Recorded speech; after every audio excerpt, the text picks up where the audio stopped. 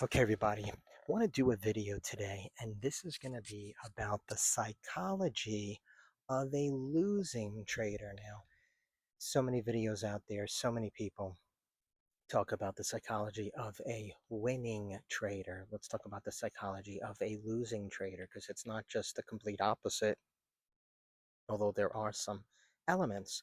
So, I have been a losing trader, I have been a winning trader, and I have been trading for 20 years, all right, part time, full time. And recently I have done some investments, I have sold some real estate, I have done a number of different things. I'm always trading, even if it's just a few hours a day, a few days a week. I keep abreast on what's going on in my mindset, what is going on in the markets, looking for opportunities. However, not pushing myself and forcing those opportunities. So, why don't we make, and by the way, there's no script here, there's no chat GBT, writing the script for me. Why don't we go ahead and why don't we make point number one? All right, this is going to be forcing trades. So, psychology of a losing trader means that this individual, maybe they have an exceptional work ethic. Maybe this individual is a type A personality, just hard workers so that they now have money and they want to invest it. Well, if they go about it the same way that they are doing their business, let's say they have a business with 10 employees, they've done so well. Why? Because they worked hard. So if you're going to take that mentality and then you're going to try to force a trade because you feel like you have to work hard, oh, I have to make 1,000 a day, I have to make 500 a day, I have to make 3,000 a day, whatever it may be. By forcing these trades, you're substantially increasing your losing trades. Why? Well, if I force trades, then that just means that if I lose, 50% of the time, then that just means that I'll just lose 50% of the time if I force them. Not correct. Because there's a lot of different elements that come into play when you take a good trade. Therefore, if you're forcing a trade, it is not a 50-50. All right, it's not, hey, I win, hey, I lose. No, you're actually decreasing your chances of winning because you're going against the element of what is a proper setup, which leads me to number two, not trading because the setup is not the proper setup. All right, now, okay, this is the cousin of forcing a trade, but trading because your setup is not set up, it could be, maybe it's not forced.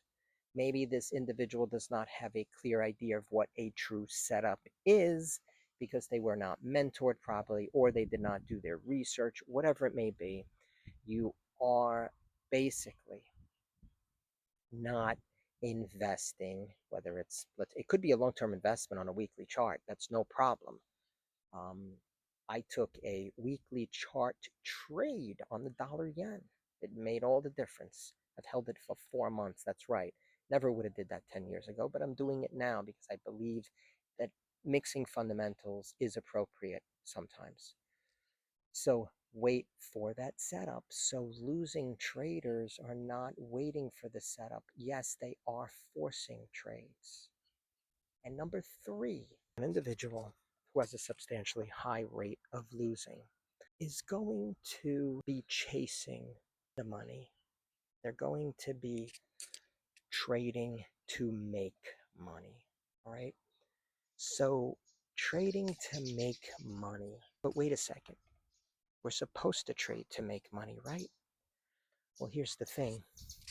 If you're just trading to make money and not trading for the game, you're losing out on what this is all about. That's why poker players are some of the best traders out there.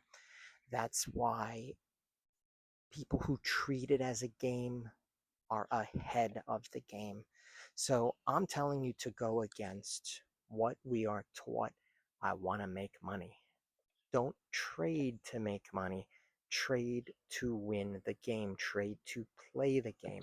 And I'm not going to come up with 10, I'm not going to come up with 15 points. I wanted to just focus on these three things.